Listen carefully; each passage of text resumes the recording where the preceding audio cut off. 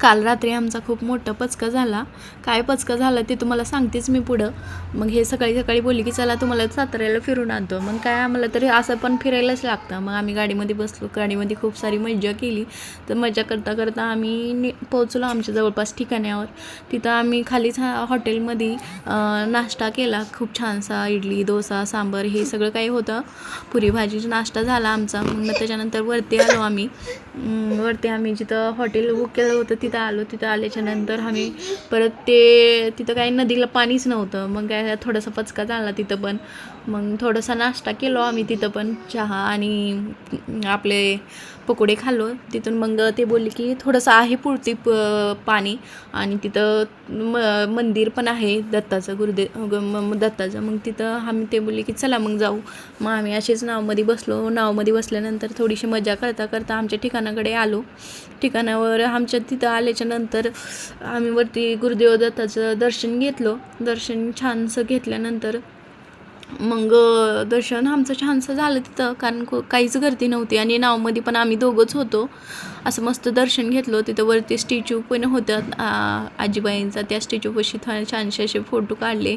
महादेवची मूर्ती होती तिथं, छानसे दर्शन घेतले. आणि मग हे बोलले की खाली नाही का थोडंसं गुफेमध्ये महादेवाचं पिंड आहे. मग तिथं आम्ही निघालो महादेवाच्या पिंडामध्ये दर्शन घेण्यासाठी.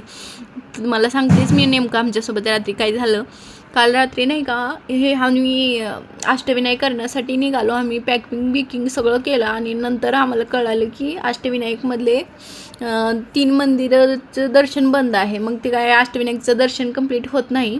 मग आपलं जाऊ दे म्हणून कॅन्सल केली ट्रिप. मग आम्ही सकाळी साताऱ्याला आलो. मध्ये त्या गुफ्यामध्ये जाताना मी खूप सारी मज्जा केली. थोडीशी भीती पण दाखवली ह्यांना, कारण एकटं जाणं खरंच भीतीदायकच होतं तिथं.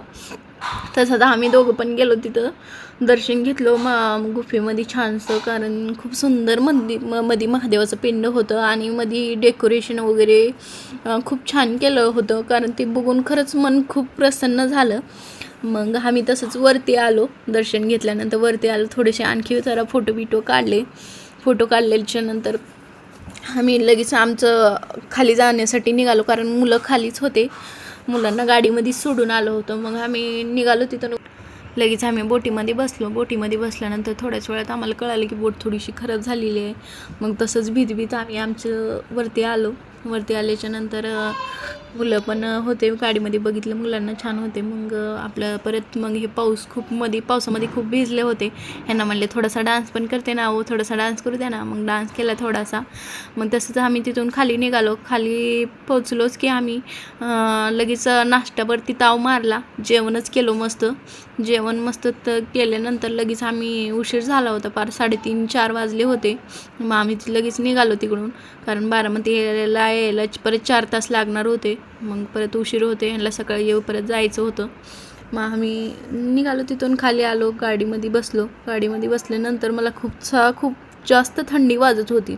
इतकी थंडी वाजत होती की काहीच सांगू.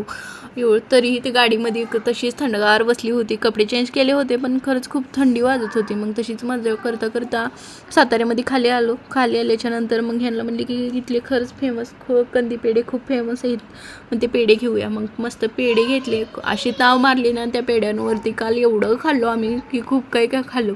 घरी आले, थोडीशी स्किन केअर केली. मग आम्ही मस्त असं छानसं झोपी गेलो. Bye, good night, take care, love you.